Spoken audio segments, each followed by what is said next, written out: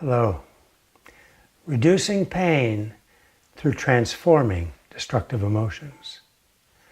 We've talked about anger in a previous lecture. Right now we're going to talk about jealousy and arrogance. Jealousy is actually pretty easy to get rid of.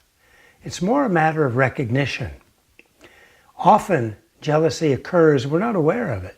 It's kind of under the radar. It's subliminal, so to speak.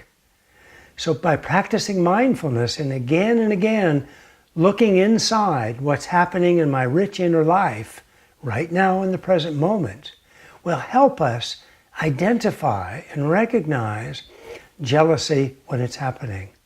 And jealousy, we actually don't like to be jealous because when we are, it constricts us, it makes us small, makes us feel tight, it closes our heart. So we can practice appreciation.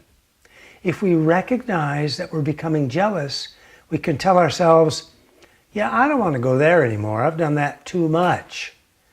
I'd prefer to practice appreciation. And then making that transformation is not so difficult. And if we make that transformation from jealousy to appreciation, we feel so much better. Our heart opens, we feel expanded, and we feel well. So let me give you a story. Somebody's at home, and outside their apartment, they hear this purr of a beautiful engine come up to like in front of their house and stop. So the man goes to his curtains, and he opens the curtains, and he sees this beautiful red Ferrari stopped in front of his house. He immediately gets jealous and angry, and he slams the curtain shut, and he thinks to himself, she doesn't deserve that car, I deserve it. I've been saving my money up since I was young to buy a beautiful fancy sports car. Not her, not she. I deserve that car because I've learned how to drive a sports car. And so I deserve it, not she.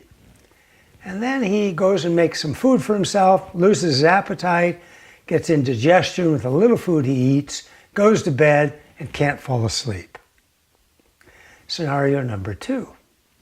Same beautiful engine comes up to the house, stops. The neighbor on the other side opens their blinds, and they immediately smile. And they say, wow, my neighbor is so lucky. She got this beautiful new sports car. I'm going to go congratulate her. So he goes over and he knocks on the door.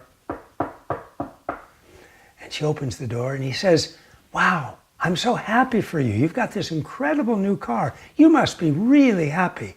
And she smiles and says, yes, I'm really happy. I've wanted this for a long time. And then she says, you know, I was thinking about taking it out for a spin. Would you like to come with me? And he's so excited he can hardly contain himself. And so they go out for a spin. They drive very slowly down the main boulevard in town with the top down. Everybody's looking. And then she pulls the car off to the side and stops it. And she says to him, here are the keys. Would you like to drive? Again, he's so excited, besides himself. He says, yes. So he takes the car down this main boulevard, top down, slow, so everybody can see.